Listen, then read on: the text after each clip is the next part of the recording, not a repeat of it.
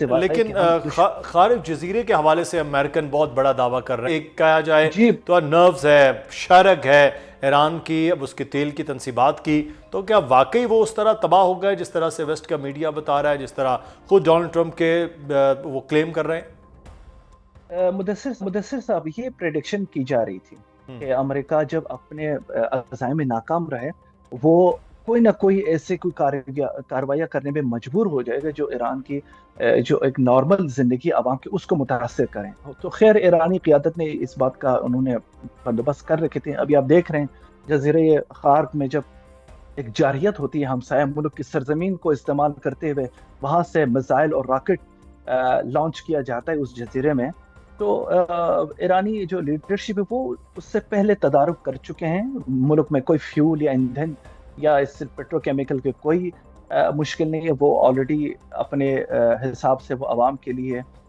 جو اسٹریٹجک ذخائر ہے اس کو انہوں نے کنٹرول میں رکھے ہوئے ہیں. لیکن آپ نے دیکھا جواب ایرانی مسلح افواج اسی سطح پر دے جو دشمن اس جرم میں کرنے کی جرات رکھتے ہیں. آپ دیکھ رہے ہیں گزشتہ روز فارم منسٹر نے بڑے کرسٹل کلیئر انہوں نے کہا کہ بدقسمتی سے ایک بار پھر ہمسایہ ملک کی سرزمین اور اس کی جو پورٹ سٹی ہے اس کو استعمال کرتے ہوئے سیکیورٹی ایجنسیز نے یہ ٹریس کیا ہے کہ یہ میزائل اور یہ راکٹ وہاں سے آئے ہیں. اور ایران کے پاس، میں پہلے بھی عرض کر چکا ہوں، کوئی چارہ نہیں ہے سوائے کہ دشمن کے ہر وہ انٹرسٹ، ہر وہ جگہ جو ایرانی قوم اور ایرانی سرزمین کے خلاف استعمال ہو رہی ہو اس کو ہم ٹارگٹ کریں گے. گزشتہ دنوں انہوں نے ایرانی عوام کے جو زندگی کے معمول کو متاثر کرنے کے لیے بینکوں کا انہوں نے نشانہ بنایا. آپ نے دیکھا اس کے فوراً بعد مسلح افواج نے جو کچھ خطے کے ممالک اور اسرائیل میں وہ بینکس اور وہ مالی اداروں کو بھی بڑے درستگی کے ساتھ نشانہ بنایا. جی بالکل ایسا.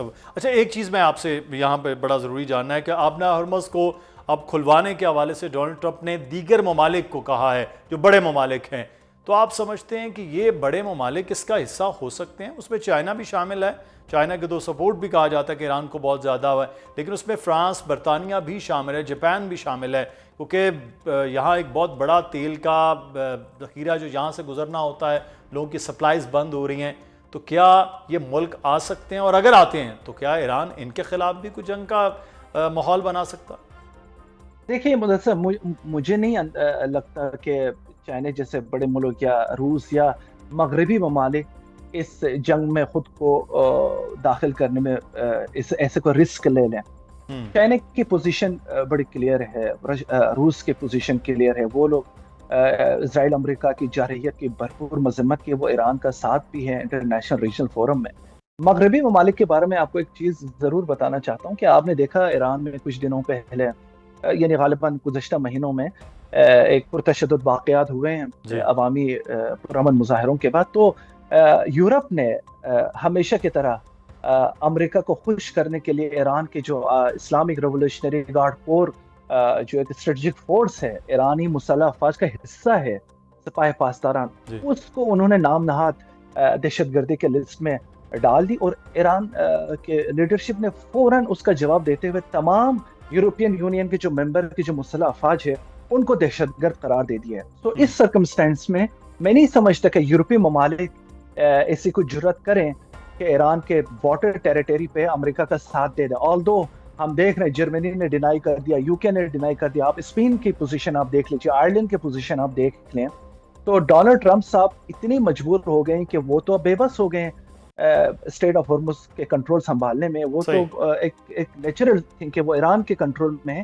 اور ایران یہ پوری اسٹیٹ آف ہارمز کو بند نہیں کیا. ایران اپنے فرینڈلی اور الائز ممالک کے، خصوصاً چائنا، پاکستان یا دوسرے ممالک کے فرینڈلی، ان کے لیے آبنائے ہرمز کھلا ہوا ہے. لیکن ایران نے کہا ہے صرف امریکہ اور اس کے جو الائز ہے جو اس جنگ میں اس آگ کے اوپر پیٹرول کا کام کر رہے ہیں ان کو گزرنے نہیں دیں گے. تو اگر یورپی ممالک وہ چانس اس گیمبلنگ میں شامل ہونا چاہتے ہیں تو مجھے لگتا ہے کہ ایرانی مسلح افواج صورتحال لگ نہیں رہی ہے کہ اس جنگ میں مزید ممالک اور خاص طور پر ویسٹ جو ہے وہ اس کا حصہ بنے، کیونکہ یہ جنگ خود امریکہ کو سمجھ نہیں آ رہی ہے.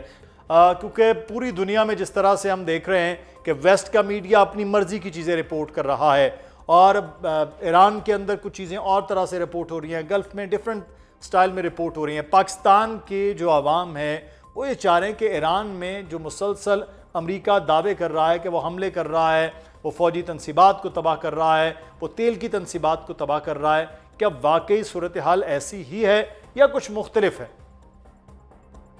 بسم اللہ الرحمن الرحیم. مدثر صاحب میں آپ کا شکر گزار ہوں. دیکھیں آج غالباً